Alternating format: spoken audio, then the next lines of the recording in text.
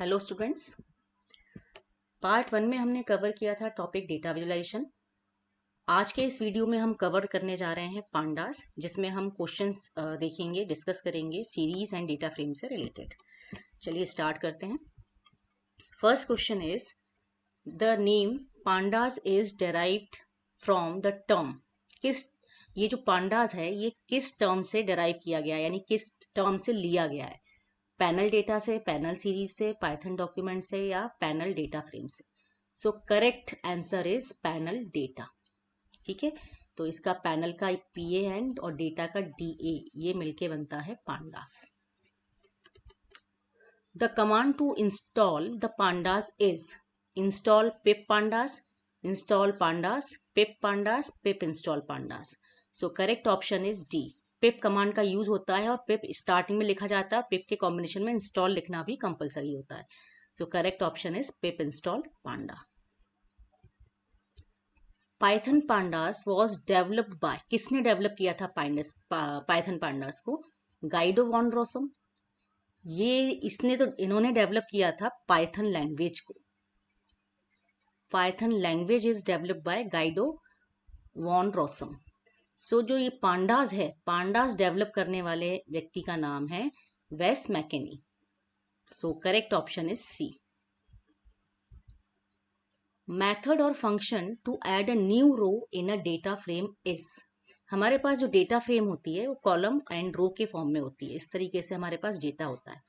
So this is row, these are rows and these are columns. ठीक है, तो ये बात कर रहे हैं कि किसी भी रो को, मान लीजिए 3-4 रो यहाँ पर ऑलरेडी है और एक चौथी रो हम यहाँ पर इस डायरेक्शन में ऐड करनी है, देन हमें कौन सा फंक्शन यूज करना होगा? तो इसके लिए ILOC, ज्वाइन, ऐड, इन तीनों फंक्शन में से किसी भी फंक्शन का यूज नहीं करते। We use .LOC, right? .LOC का हम यूज करते हैं, जिसकी हेल्प से नई रो डेटा फ्रेम में ऐड की जा सकती है। कैसे ऐड की जा सकती है इसे हम आगे आने वाले क्वेश्चंस में डिस्कस करेंगे। तो अभी के लिए इसे हम यहीं पर स्किप कर देते हैं। While accessing the column from the data frame, we can specify the column name. In case column does not exist, which type of error it will raise. अब ये बोल रहे हैं कि जब हम डेटा फ्रेम की हेल्प से कोई कॉलम का नाम यहाँ पर हम स्पेसिफाई करते हैं और ये कॉलम मान लीजिए है ही नहीं, एग्जिस्ट ही नहीं करता उस डेटा फ्रेम में, तो क्या होगा, किस टाइप की एरर जनरेट होगी? सो इन्होंने दी है key error, syntax error, name error, run time error. So correct option is key error. यहां जनरेट होगी key error. Which function will be use to read data from CSV file? CSV file से कौन सा function data को read करता है? So function given are read CSV, to CSV, read underscore CSV and CSV underscore read. So ये to CSV जो है ये तो राइट करने के लिए यूज होता है, रीड के लिए यूज नहीं होता। तो ये फंक्शन तो हमारा रॉन्ग हो गया। CSV अंडरस्कोर रीड भी नाम का कोई फंक्शन नहीं है। So read CSV and read underscore CSV, इसमें से जो करेक्ट ऑप्शन है वो है हमारे पास C. Read underscore CSV function is use to read data from a CSV file. Which of the following can be used to specify the data while creating a data frame? अब इनका question ये बोल रहा है कि मान लीजिए हम डेटा फ्रेम क्रिएट करते हैं। हम डेटा फ्रेम कैसे क्रिएट करते हैं? हम इस तरह से कुछ लिखते हैं, PD डॉट डेटा फ्रेम, यहाँ पर हम देते हैं डेटा। तो ये पूछ रहे हैं कि ये जो डेटा हम जो दे रहे हैं वो कैसा हो सकता है? क्या सीरीज हो सकता है? बिल्कुल हो सकता है। लिस्ट ऑफ डिक्शनरीज हो सकती हैं? बिल्कुल हो सकती हैं। स्ट्रक्चर्ड एनडी एरे हो सकता है? बिल्कुल हो सकता है। That means correct option is fourth, all of these. Now assuming the given series named IP student, क्या दिया हुआ है यहाँ पर? सीरीज दी हुई है, नाम दिया है IP underscore student. Which command will be use to print 6 as output? ये बोल रहे हैं कि यहाँ पर एक ये सीरीज दी है और इनमें से कौन सा कमांड चलाया जाए जिसका आउटपुट 6 आएगा। तो हम देख लेते हैं। जब हम ये सीरीज क्रिएट करते हैं तो ये वाली जो लाइन है, पहली वाली लाइन है, दिस इज इंडेक्स। इसका ये इंडेक्स इसलिए है क्योंकि इसका मतलब है यहाँ पर ये डिक्शनरी की हेल्प से क्रिएट की गई है। इस सीरीज को कैसे क्रिएट किया गया होगा, मान लीजिए इस तरीके से, जैसे कलश 90, सेकेंड है राखी 80, इसी तरीके से सारा डेटा दे देंगे और डिक्शनरी बना लेंगे।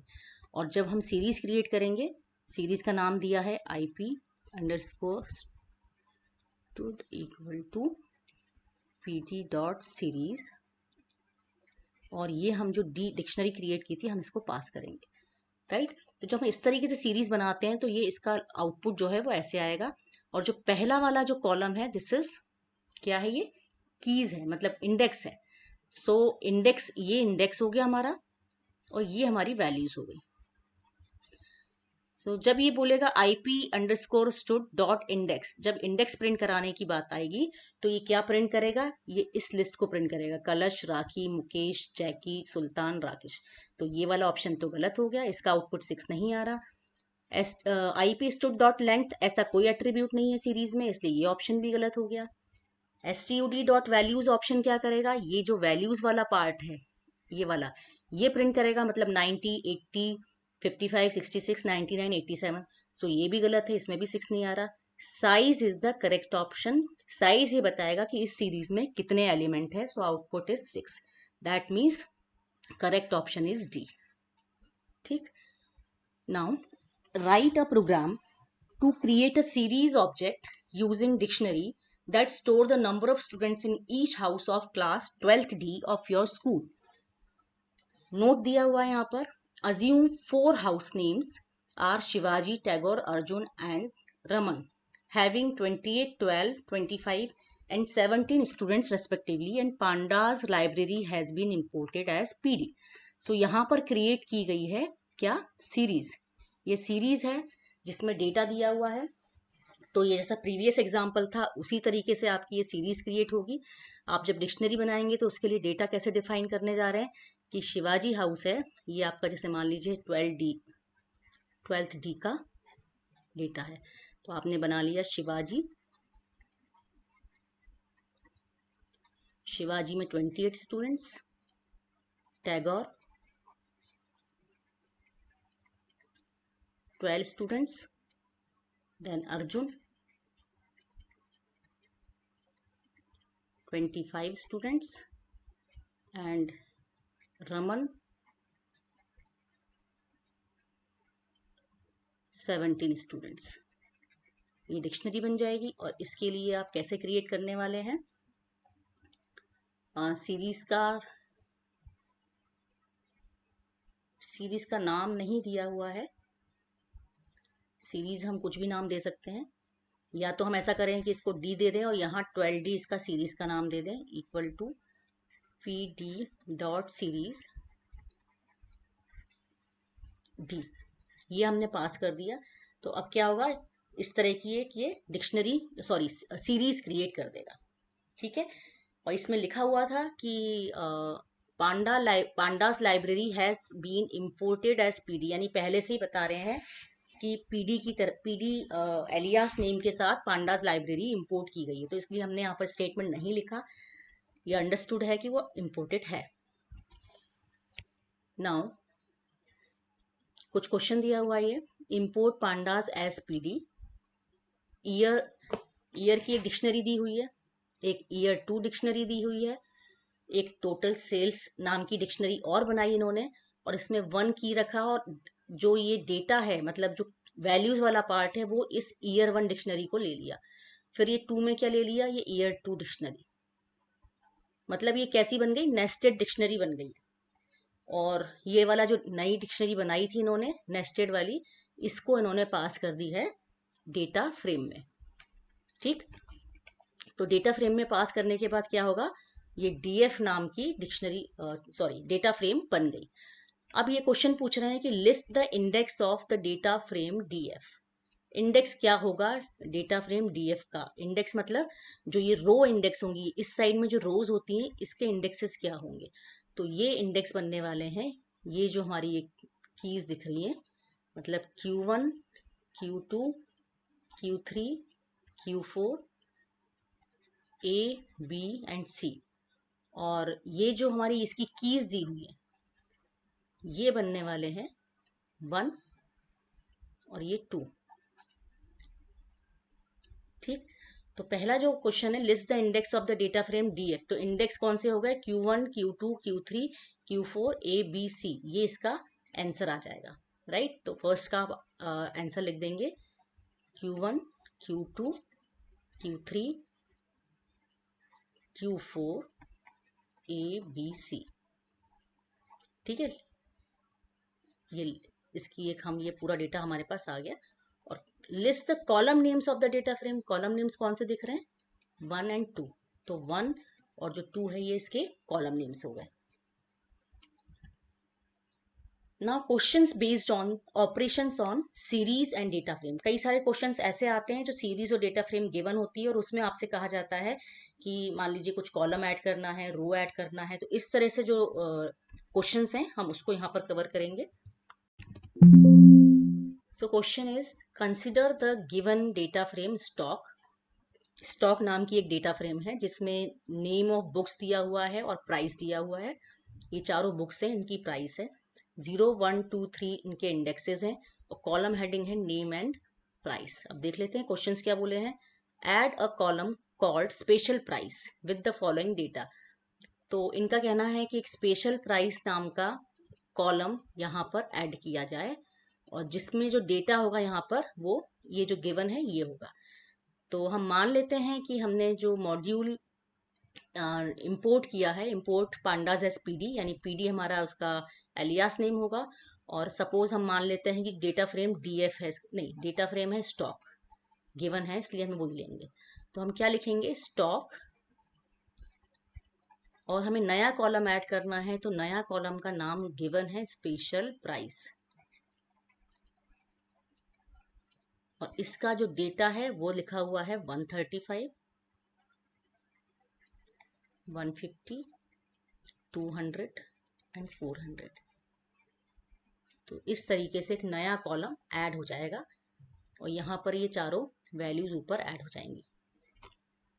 Now next question is, add a new book named the secret having price 800।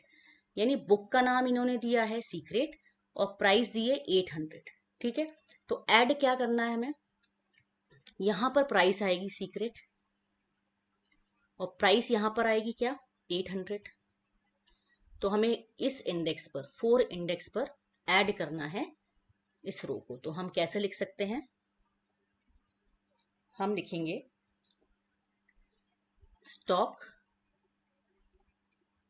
Dot LOC, और कौन से नंबर की रो है हमारे पास, 4 नंबर की, और यहां पर हमें ऐड करना है सीक्रेट बुक नेम हो गया एंड 800 इसकी प्राइस हो गई। इन्होंने 2 डेटा दिए हैं, एक थर्ड कॉलम ये मान के चल रहे हैं इस स्टेज पर कि नहीं है, तो इस तरीके से नई रो ऐड हो जाएगी। तो अभी मैंने आपको बताया था कि LOC कमांड को हम आगे डिस्कस करेंगे कि किस तरीके से नई रो ऐड हो सकती है, तो आप यहाँ देख सकते हैं कैसे रो ऐड होगी। Right, then question is to remove the column special price. जो स्पेशल प्राइस कॉलम हमने नया ऐड किया था उसे हमें रिमूव करना है। तो रिमूव करने के लिए हमारे पास कई सारे ऑप्शन हैं। या तो हम लिख सकते हैं डेल, डेल के बाद हमें लिखना होगा डेटा फ्रेम का नाम, that is stock, then column का नाम स्पेशल प्राइस। एक मेथड तो ये हो गया। सेकंड मेथड है, आप लिख सकते हैं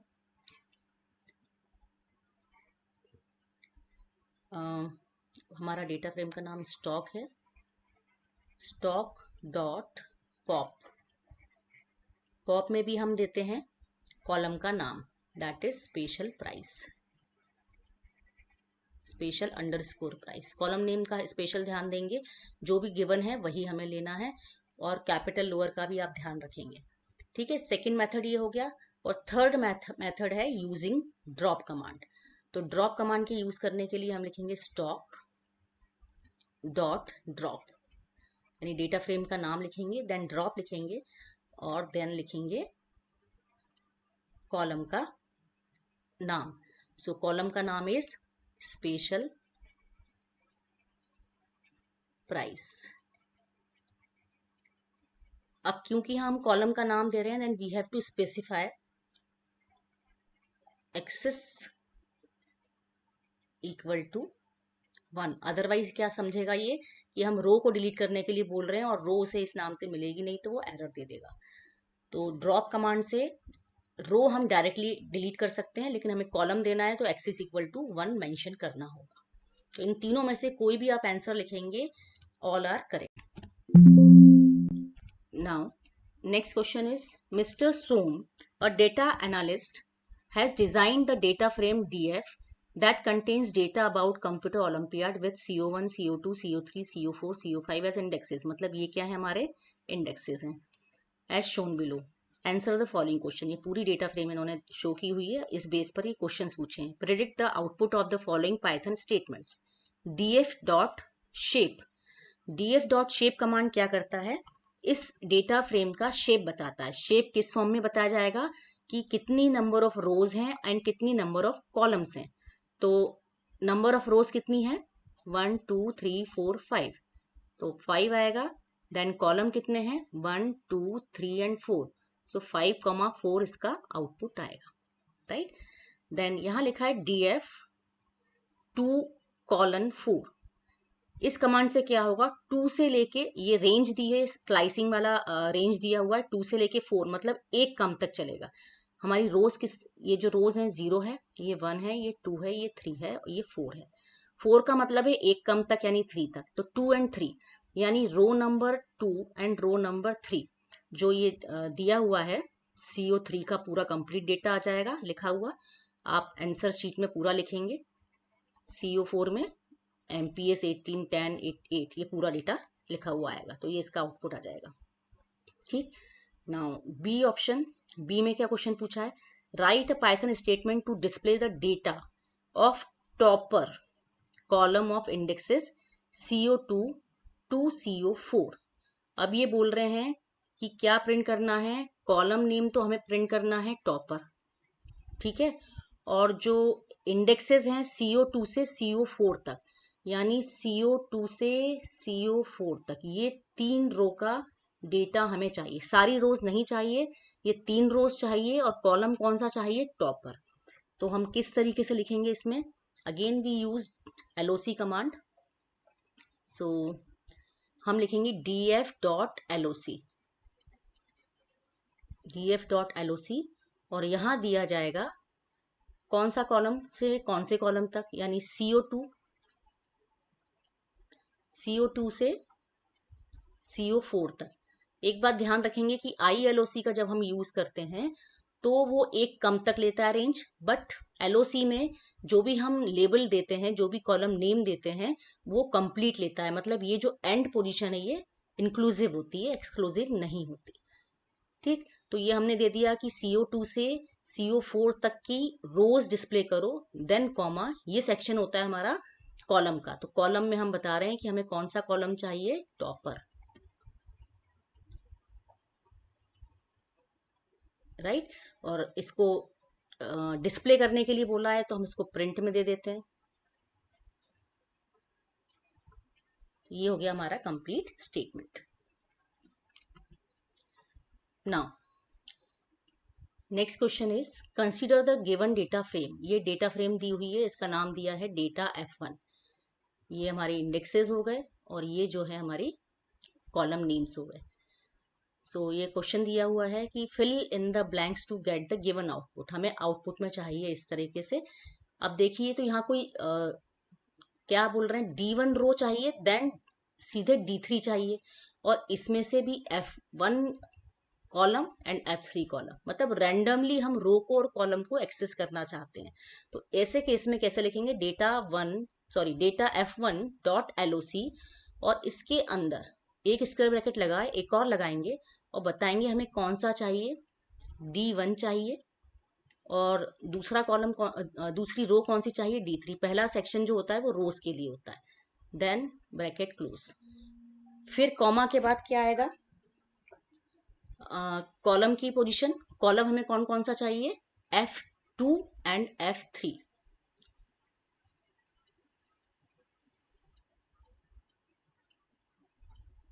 F2 and F3, F sorry F1 दिया हुआ है क्वेश्चन में, तो हम F1 लिखेंगे, F1। ठीक, इसको फिर से इरेज करके दोबारा लिख देते हैं। This is F1 comma F3, ये दोनों कॉलम हमें चाहिए। ठीक है, ये ध्यान रखेंगे कि यहाँ पर दो स्क्वायर ब्रैकेट लगे हुए हैं, एक इसके साथ में लगेगा और एक ये होल वाला लगेगा।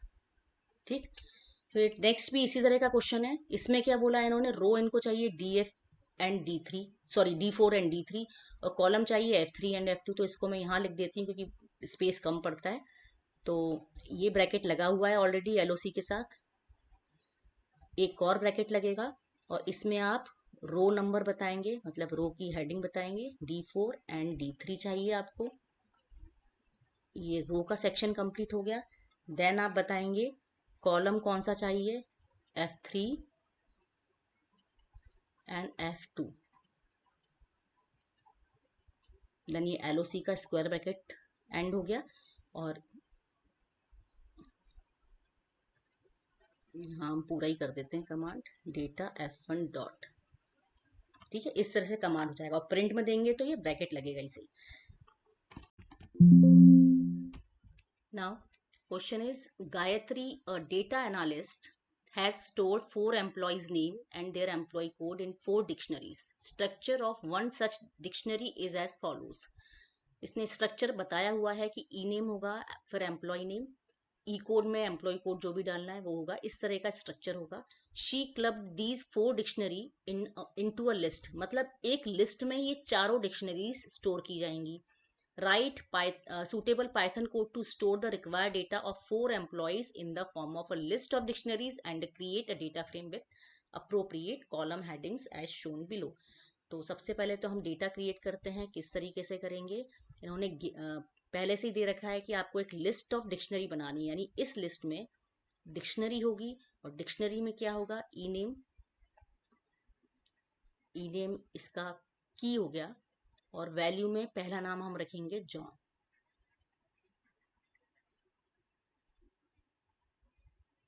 ठीक, और दूसरा एलिमेंट होगा ई कोड,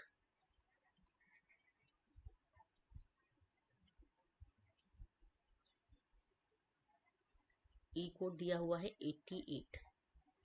तो ये हो गई हमारी पहली डिक्शनरी, यानी पहले एम्प्लॉय का रिकॉर्ड। इसी तरीके से हमें दूसरे एम्प्लॉय का रिकॉर्ड लिखना है, अगेन दूसरी डिक्शनरी में। तो की हो गया E name, name is Emily. Then E code 92, second हो गया। इसी तरीके से हम थर्ड लेंगे, third is E name, name क्या है, Michael, Mitchell. Then E code is 78। ये डिक्शनरी क्लोज हो गई, और एक लास्ट डिक्शनरी है, अगेन ई नेम,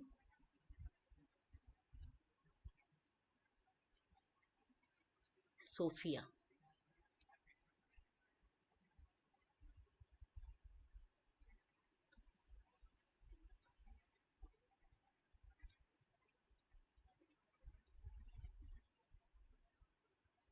ये लिस्ट यहाँ पर क्लोज हो गई। तो ये हमारी बन गई list of dictionaries.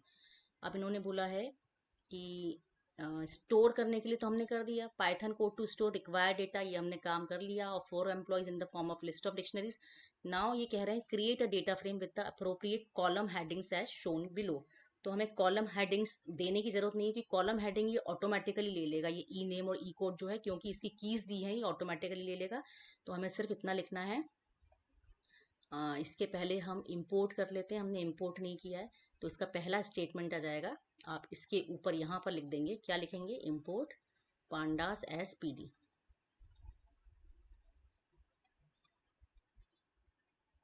S PD, तो स्टेटमेंट यहाँ क्या बन जाएगा आपका, जो डेटा फ्रेम बनेगी, डेटा फ्रेम का नाम तो नहीं दिया हुआ है, पहले हम चेक कर लेते हैं।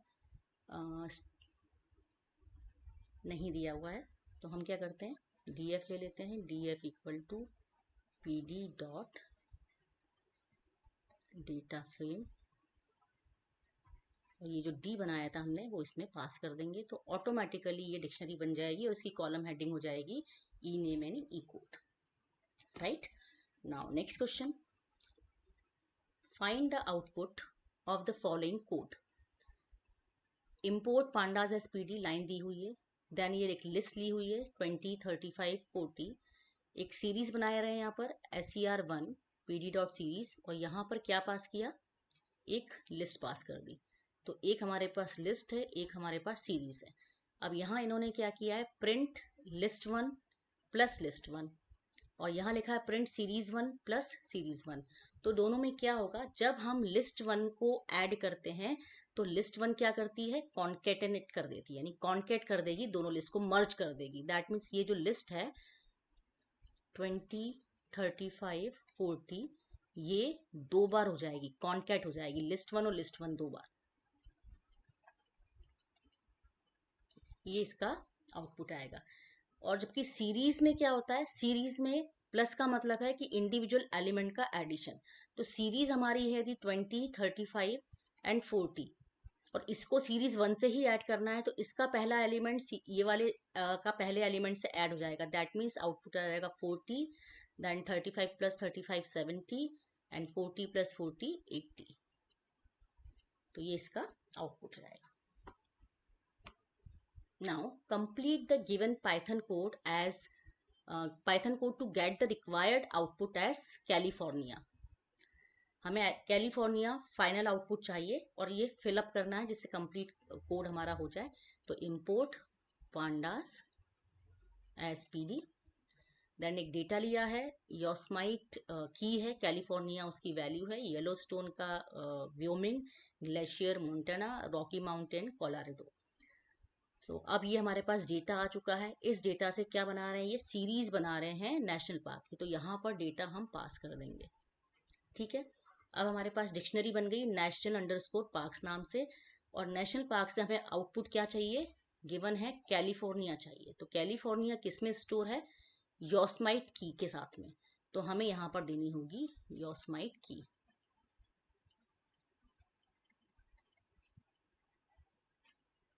तो ये हो गया हमारा सॉल्व।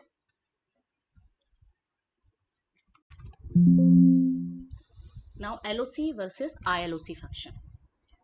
तो ये दोनों ही फंक्शन किस लिए यूज होते हैं, डेटा को एक्सेस करने के लिए। हम जब डेटा फ्रेम से वैल्यूज को एक्सेस करते हैं कॉलम से या रोज से, देन वी यूज LOC और ILOC।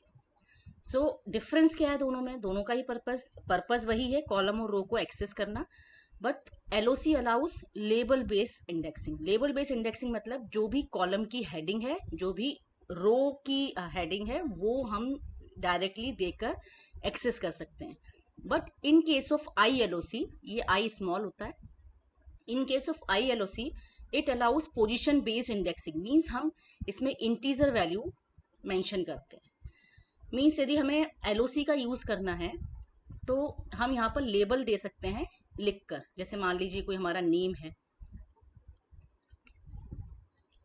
रो में नेम लिखा हुआ है, रो में कुछ और लिखा है, तो हम नेम्स ऐसे दे सकते हैं। But in case of ILOC हमें इंडेक्सिंग देनी होती है 0, 1 के फॉर्म में।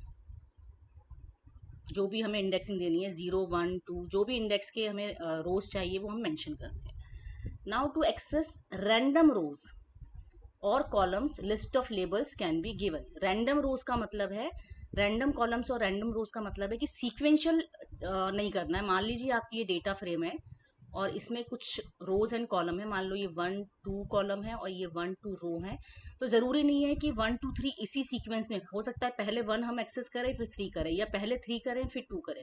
तो ये जो रैंडमली होता है वो भी हम एक्सेस कर सकते हैं using LOC and ILOC। LOC में हम लेबल्स के नाम देंगे जिस तरह से यहाँ लिखा हुआ है, और इसमें ILOC में इंडेक्सिंग देंगे। हम इन सभी पर बेस्ड क्वेश्चंस को आगे सॉल्व करेंगे। Now rows and columns can be accessed by using slicing of label indexing. Slicing के थ्रू भी कर सकते हैं कि हमने दे दिया कि यहाँ से यहाँ तक। स्लाइसिंग में क्या होता है, जैसे हमने लिखा ILOC और लिख दिया 0 से 5 तक, तो जो स्लाइसिंग का पर्पस होता है कि 0 से लेके एक कम तक, 5 से एक कम तक लेके 0 1 2 3 4 इतनी रोज ये डिस्प्ले कर देगा। इसी तरीके से LOC में हम कॉलम के नाम से स्लाइसिंग दे सकते हैं।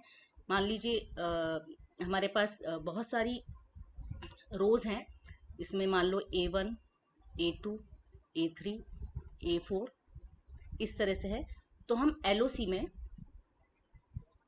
मेंशन कर सकते हैं कि हमें चाहिए A1 से A4। ठीक है, यहाँ लेबल बेस इंडेक्सिंग होती है, यहाँ पर इंटीजर बेस इंडेक्सिंग होती है। अब जब हमने स्लाइसिंग दी है तो in label slicing and value is inclusive. जब हम LOC को यूज करते हैं तो जो भी A4 दिया है ये इंक्लूड होगा, मतलब A1 से A4 तक सारे रोज आ जाएंगी, यानी चारों रोज आ जाएंगी, एक भी कम नहीं होगी। But in case of ILOC जो भी लास्ट वैल्यू होती है उससे एक कम तक चलता है। तो ये डिफरेंसेस है, डिफरेंस के फॉर्म में भी क्वेश्चन आ सकता है, तो इसको आप अच्छे से पढ़ लेंगे। नाउ कुछ क्वेश्चंस हम देख लेते हैं। Import pandas SPD item list, ये डिक्शनरी बनाई हुई है। I name, brand, quantity, location, इसमें वैल्यूज हैं, प्राइस भी यहाँ पर है, और ये पूरी डिक्शनरी की एक डेटा फ्रेम बना ली, जिसका आउटपुट DF को जब प्रिंट कराया तो इस तरह का ये आउटपुट आपको दिखाई दे रहा है। ठीक है, अब इस पर बेस्ड क्वेश्चन हम सॉल्व करेंगे, जिससे आपको ILOC और LOC का पर्पस भी समझ आएगा। Display only brand names from data frame DF। इस डेटा फ्रेम का नाम हमने क्या दिया हुआ है, DF। अब इसमें से हमें केवल ब्रांड नेम, यानी ये वाला जो कॉलम है ये हम डिस्प्ले करवाना चाहते हैं, ओनली ब्रांड नेम्स। ठीक है, तो इसके लिए जितने भी मेथड है मैं आपको बताती हूँ। डेटा फ्रेम डॉट ब्रांड, यदि ये हम प्रिंट कराते हैं, मान लीजिए प्रिंट में ये देते हैं, तो भी ब्रांड नेम्स ही प्रिंट होंगे। ठीक है, दूसरा ऑप्शन है हम प्रिंट करा रहे हैं LOC का यूज करके। अब पहली चीज ये ध्यान रखनी है कि जब भी हम LOC या ILOC देते हैं तो फर्स्ट जो रेंज है पहले हमें रो की वैल्यू देनी होती है, देन हमें कॉलम की देनी होती है। ठीक है, यदि हमने केवल एक वैल्यू दी है तो वो रो मानेगा, इसमें भी ऐसे ही है, रो देन कॉलम। ठीक है, तो इस हिसाब से अब हमें क्या देना है, यदि हम LOC का यूज करते हैं या ILOC का यूज करते हैं, मान लीजिए हमने LOC का यूज किया, तो हमें दिख रहा है कि हमें कॉलम मेंशन करना है। रोज तो हमें सारी चाहिए बट कॉलम चाहिए एक सिंगल, तो रोज वाले सेक्शन में हम लिख देंगे स्टार्ट वैल्यू कुछ भी नहीं दी हमने, एंड वैल्यू कुछ नहीं दी, यानी कि सारे के सारे रिकॉर्ड्स आएंगे, और उन रिकॉर्ड्स में से कॉलम के लिए हमने स्पेसिफाई कर दिया we need to display only brand. तो इसका भी आउटपुट वैसा ही आएगा जो ऊपर वाले स्टेटमेंट से आ रहा है। और यदि इस जगह पे ILOC यूज करते हैं तो प्रिंट DF ILOC, इसमें भी रोज सारी चाहिए, तो स्टार्ट वैल्यू नहीं दी, एंड वैल्यू नहीं दी, कॉमा, और कॉलम में हमें कौन सा नंबर का कॉलम चाहिए, हमें न्यूमेरिक वैल्यू देनी पड़ेगी 0 और 1, तो हमें चाहिए 1 नंबर का कॉलम। तो ये हमारी हो गई, हमारा हो गया स्टेटमेंट यूजिंग ILOC। इन तीनों का ही आउटपुट बिल्कुल सेम आएगा, जिसमें ब्रांड नेम्स ओनली डिस्प्ले होंगे। ठीक, now next question is, same data frame पे हम क्वेश्चंस ले रहे हैं, display first and fourth row. मतलब क्वेश्चंस यदि हमें दिए गए हैं कि हमें केवल फर्स्ट रो कौन सी है, ये 0th row is first row, and fourth means 3 index जिसका है वो हमारी फोर्थ रो है, तो हम कैसे डिस्प्ले करा सकते हैं फर्स्ट एंड फोर्थ रो को। रो दिया है, कॉलम नहीं है, यानी रो हमें मेंशन करनी है, then we can write DF dot LOC, और जब हमें रेंज नहीं बतानी, हमें डायरेक्ट रैंडमली वैल्यूज देनी है, तो हमें एक और अंदर लिस्ट देनी होगी 0,4, यानी हमें रो नंबर बताने हैं कि कौन कौन सी रो डिस्प्ले करानी है। तो यही सेम मेथड हम इसमें ILOC में भी यूज कर सकते हैं, दोनों का ही आउटपुट सेम आएगा। ठीक है, LOC में लेबल्स देते हैं, हम न्यूमेरिक वैल्यू भी दे सकते हैं। यहाँ पर देखा जाए तो नंबर है जो भी रो का नेम दिया है वो नंबर्स न्यूमेरिक फॉर्म में है, तो हम यहाँ पर न्यूमेरिक फॉर्म में दे सकते हैं। ठीक, नाउ नेक्स्ट क्वेश्चन क्या है, display only brand names and location, that means we need to display 2 columns, और दोनों कॉलम रैंडमली डिफाइंड है, सीक्वेंशियली नहीं है। ठीक है, हमें ब्रांड भी डिस्प्ले करना है और लोकेशन भी डिस्प्ले करना है। तो ऐसे केस में हम क्या कर सकते हैं, DF, कॉलम कौन सा है, रोज तो सारी हैं, कॉलम कौन सा है ये देखना पड़ेगा। तो DF डॉट ILOC, चलो यूज कर लेती हूँ मैं ILOC, रोज हमें सारी लेनी है, तो स्टार्ट वैल्यू कुछ नहीं दी, एंड वैल्यू कुछ नहीं दी, देन कॉमा, और कॉलम कौन सा है 0, 1, 2, 3 एंड 4। ठीक है, दैट मीन्स 1 and 4 कॉलम चाहिए, then we can specify column 1, 4, right. तो इससे क्या होगा, सारी रोज आएंगी लेकिन कॉलम होंगे केवल 1, 4। यदि हम LOC यूज करते हैं तो इसमें भी रोज सारी हैं, और कॉलम में हमें कौन कौन से चाहिए, पहला कॉलम है ब्रांड, दूसरा है लोकेशन।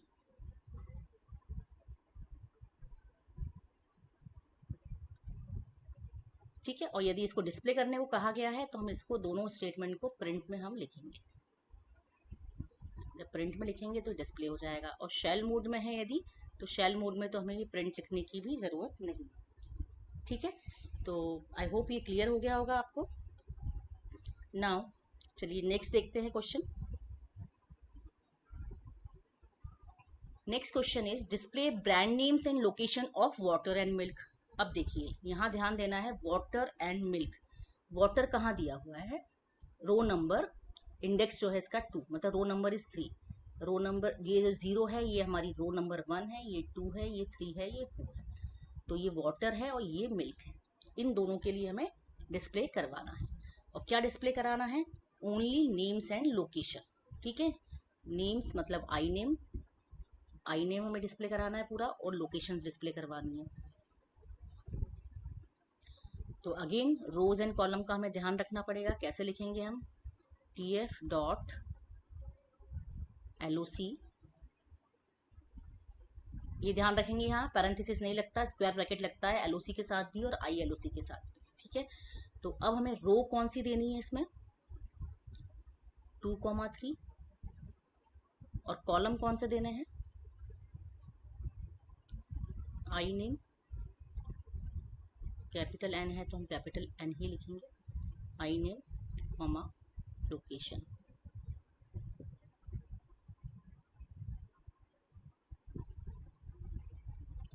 ठीक है, और डिस्प्ले कराने को कहा है तो हम इस स्टेटमेंट को प्रिंट में लिख देंगे।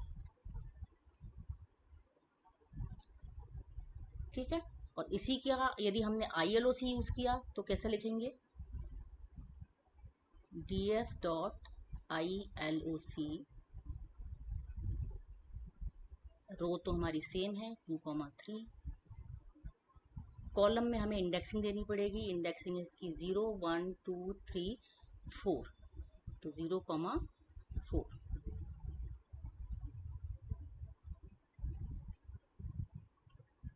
Right, now next question, display items of Sanchi brand.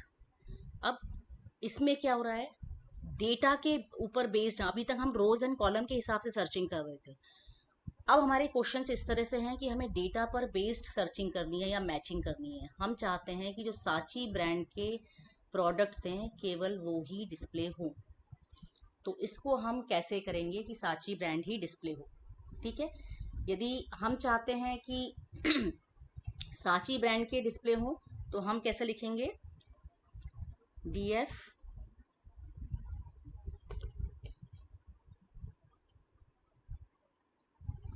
Dot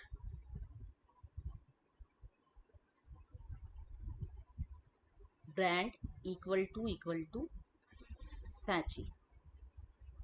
तो इसका जो रिजल्ट आता है वो ट्रू और फॉल्स में आता है। तो हमें ट्रू और फॉल्स नहीं चाहिए बल्कि उससे रिलेटेड डेटा चाहिए। तो हम इसको ऐसे लिखेंगे कि df, और df में हम यहाँ लिख देंगे स्क्वायर ब्रैकेट में। तो ये ऑटोमेटिकली क्या करेगा कि इसमें जिस जिस जगह पे इसको ट्रू वैल्यू मिलेगी वो आइटम डिस्प्ले कर देगा। मतलब इस सांची यहाँ के लिए मिलेगी, यहाँ के लिए मिलेगी, तो ये दोनों जो रोज हैं वो डिस्प्ले हो जाएंगी जहां पर ब्रांड इक्वल टू सांची है। ठीक। और यदि आपको प्रिंट करने को कहा गया है तो इसको आप प्रिंट कर देंगे।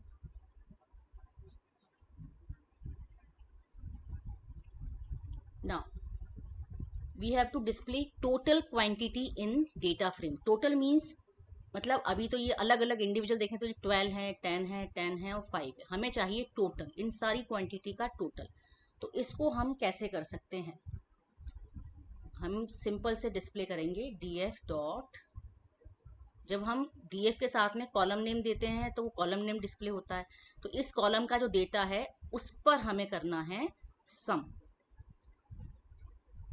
तो इससे क्या होगा, रिजल्ट आ जाएगा 12 + 10 22 + 10 32 + 5 37। तो इसका आउटपुट आ जाएगा 37। इसको हम दे देंगे प्रिंट स्टेटमेंट। ठीक है। Now highest price in data frame हमें प्रिंट करानी है। मतलब ये जो प्राइस है, इस प्राइस में हमें ये देखना है कि हाईएस्ट प्राइस कितनी है। ठीक है। हाईएस्ट प्राइस कितनी है कैसे करेंगे? हम लिखेंगे df dot price. df dot price लिखने से क्या हुआ, df डेटा फ्रेम से हमने प्राइस कॉलम को लिया और प्राइस कॉलम का जो डेटा है उस पर हमने लगा दिया मैक्स फंक्शन। तो ये इसका आउटपुट क्या आ जाएगा, 400। ठीक है। मतलब इस वाली क्वेरी से केवल मैक्सिमम या हाईएस्ट जो है प्राइस डिस्प्ले होगी और कुछ भी डिस्प्ले नहीं हो रहा है, केवल प्राइस डिस्प्ले हो रही है। ठीक है। थोड़ा इस क्वेश्चन को हम मॉडिफाई करते हैं। हाईएस्ट प्राइस आइटम इन डेटा फ्रेम, मतलब हमें उस आइटम की डिटेल भी चाहिए जिसकी प्राइस हाईएस्ट है। मतलब ये जो 400 वाला आइटम है इसकी पूरी डिटेल चाहिए। तो इस क्वेरी को हम कैसे लिखेंगे? हमने जो लिखा था df dot price dot max, इससे मैक्सिमम वैल्यू आ रही थी। इस मैक्सिमम वैल्यू के इक्वलेंट हमने कंडीशन लगा दी double equals to df dot price. ठीक है। जिसकी प्राइस मैक्सिमम प्राइस के इक्वल हो उसका डेटा फ्रेम से डेटा डिस्प्ले करो। ठीक है। और इसको यदि हमने प्रिंट कर दिया तो क्या होगा, पूरी की पूरी रो, कौन सी वाली रो प्रिंट होगी, ये वाली पूरी रो प्रिंट हो जाएगी। क्योंकि इसमें वो देखेगा कि जो 400 वैल्यू है उसमें मैक्सिमम वैल्यू जो 400 आई है वो उसकी प्राइस कहाँ पर मैच हो रही है, इस जगह पर। तो इसकी पूरी रो डिस्प्ले हो जाएगी। Now alternate rows of data frame. Alternate rows मतलब कि जैसे पहले 0 किया है तो उसके बाद 2 हो जाए, इसके बाद यदि 4 है तो 4 हो जाए, फिर 5 है, फिर 6 है तो 6 हो जाए। इस तरह से ऑल्टरनेट नंबर ऑफ रोज हमें डिस्प्ले करानी है। तो ऑल्टरनेट का मतलब है कि हम इसको कैसे कर सकते हैं, स्लाइसिंग के थ्रू कर लेते हैं। हम कर सकते हैं df, और रोज देनी है 0 से लेके कहाँ तक देनी है। मान लीजिए हमारे पास 6 रोज हैं तो हमने दिया 0 से लेके 6, और ऑल्टरनेट मतलब स्टेप दे दिया 2। जैसा रेंज फंक्शन था, रेंज फंक्शन में क्या होता है, इससे वैल्यू कैसे जनरेट होगी, 0, 0 के बाद +2 मतलब 2, 2 के बाद फिर +2 यानी कि 4, फिर +2 यानी 6। लेकिन ये 6 को इंक्लूड नहीं करता रेंज में तो ये रह जाएगा। तो 0, 2 और 4 ये डिस्प्ले हो जाएंगे। राइट। तो इस तरीके से ये आउटपुट आ जाएगा। ठीक है। एक मेथड और है, यदि हम चाहते हैं कि इसमें ILOC का यूज़ करें तो ILOC का यूज़ करने के लिए we can write df dot ILOC। Same हम डेटा दे देंगे 0,6:2। ठीक। दोनों ही मेथड वैलिड है। Now here we need alternate columns to display. Alternate columns of data frame. Alternate columns का मतलब क्या हुआ? सेम चीज की आई नेम आ जाए, उसके बाद क्वांटिटी आ जाए, देन लोकेशन आ जाए. तो ऑल्टरनेट कॉलम्स हैं, दैट मीन्स रोज सारी हैं लेकिन कॉलम्स ऑल्टरनेट हैं. तो इसमें हम क्या कर सकते हैं? df.iloc, और इसमें हम जो रोज हैं वो रोज सारी हैं, तो इसके लिए हम कोई रेंज नहीं देते. देन कॉमा, मतलब रोज के लिए हमने स्टार्ट और एंड वैल्यू नहीं दी है. और यहाँ पर जो हमें कॉलम देना है, कॉलम के लिए हम दे रहे हैं slicing. We need to display 0 to कितने होगा इसमें? 0 1 2 3 4. तो हम यहाँ दे रहे हैं 5 तक, जिससे 4 भी इंक्लूड हो जाए, और 2 का गैप, क्योंकि ऑल्टरनेट हमें डिस्प्ले कराना है. राइट? तो ये क्या डिस्प्ले कर लेगा? सारी रोज आएंगी, लेकिन कॉलम कौन से आएंगे? कॉलम में केवल 0 मतलब कि आई नेम आने वाला है, ये वाला आएगा 0 1 2, इसके बाद 2 वाला आएगा, देन 3 एंड 4, ये 4 वाला आएगा. ठीक है. नाउ यदि आपको LOC यूज करना है, देन आप क्या करेंगे? LOC के लिए df.loc, रोज सारी है तो हमें सिर्फ कॉलम लगाना है, स्टार्ट नहीं देना, एंड नहीं देना, देन कॉमा. यहाँ पर हमें देना है कॉलम के नेम. ठीक है. कहाँ से कहाँ तक? आई नेम से लेके ये पूरा लोकेशन. ध्यान रहे कि लोकेशन यहाँ पर जो LOC में हम देते हैं, LOC के साथ जो भी हम यहाँ डिफाइन करते हैं वो इंक्लूडेड होता है, लोकेशन. ठीक है. कॉलम नेम सेम होना चाहिए. इसमें क्या करना है? 2 का गैप करना है. तो ये भी स्लाइसिंग दी है हमने, किसकी दी? कॉलम लेबल नेम लिखकर हमने स्लाइसिंग दी है कि आई नेम से लेके लोकेशन तक के कॉलम को लो और 2 का गैप करो. तो सबसे पहले आई नेम लेगा, आई नेम के बाद 2 का गैप, मतलब 1 का गैप, सेकंड वैल्यू, उसके बाद क्वांटिटी, देन उसके बाद सेकंड वैल्यू लोकेशन. तो इस तरीके से आउटपुट आ जाएगा. तो इसमें एक ब्रैकेट और लगेगा, और यदि प्रिंट करवाने को कहा है तो आपको इसको प्रिंट कराना होगा. ये भी प्रिंट होगा. ठीक. So that's all for today's video. I hope आपको कंसेप्ट क्लियर हुए होंगे, और यदि फिर भी कोई डाउट है तो आप कमेंट सेक्शन में लिखकर पूछ सकते हैं. आपको वीडियो पसंद आया हो तो लाइक ज़रूर कीजिए, सब्सक्राइब कीजिए चैनल को, और बेल आइकन प्रेस कीजिए ताकि आगे आने वाले वीडियोस के बारे में आपको जानकारी मिलती रहे. Thank you.